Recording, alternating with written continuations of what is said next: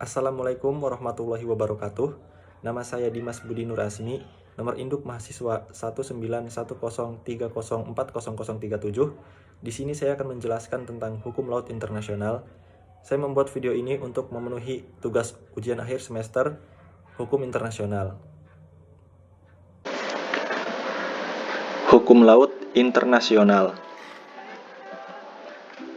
Pengertian hukum laut internasional. Hukum laut internasional merupakan kaidah-kaidah atau asas-asas yang mengatur segala hal yang berhubungan dengan laut. Hukum ini mengatur persoalan mengenai batasan wilayah atau negara yang berhubungan dengan laut, baik untuk laut di dalam wilayah ataupun di luar wilayah, atau biasa kita sebut dengan laut lepas. Materi selanjutnya, perkembangan hukum laut internasional.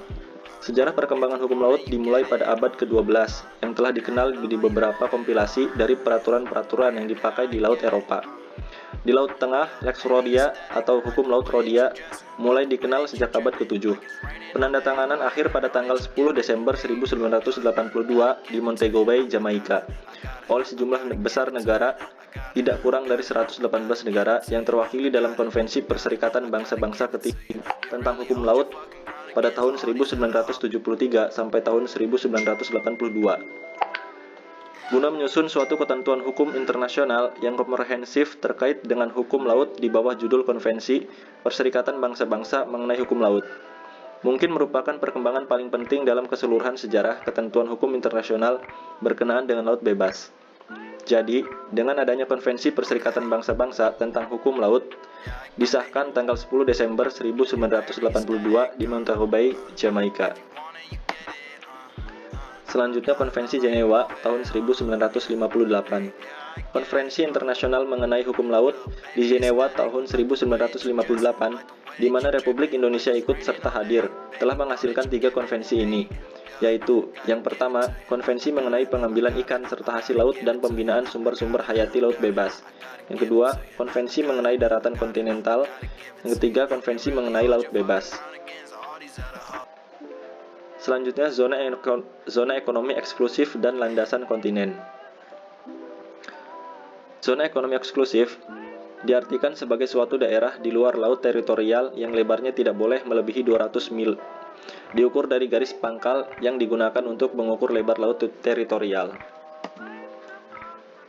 Landasan kontinen. Landasan kontinen sendiri merupakan istilah geologi yang kemudian menjadi bagian dalam istilah hukum. Secara sederhana, landasan kontinen dapat dijelaskan sebagai daerah pantai yang tanahnya menurun ke dalam laut sampai akhirnya di suatu tempat tanah tersebut jatuh curam ke dalam laut, dan pada umumnya tidak terlalu dalam, agar sumber daya alam dari landas kontinen dapat dimanfaatkan dengan teknologi yang ada. Selanjutnya, landasan kontinen hak untuk menunda dan menolak pelintasan.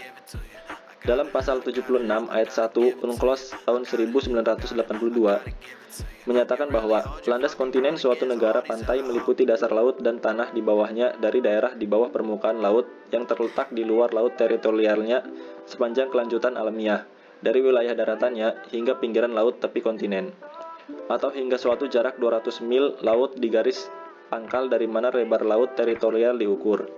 Dalam hal pinggiran luar tepi kontinen tidak mencapai jarak tersebut. Pasal tersebut mengisyaratkan bahwa untuk landas kontinen hingga 200 mil laut tidak perlu melakukan submisi untuk mendapatkan haknya, selama tidak mengganggu kepentingan negara lain yang berbatasan. Sekian pemaparan materi dari saya, kurang lebihnya mohon maaf. Wassalamualaikum warahmatullahi wabarakatuh.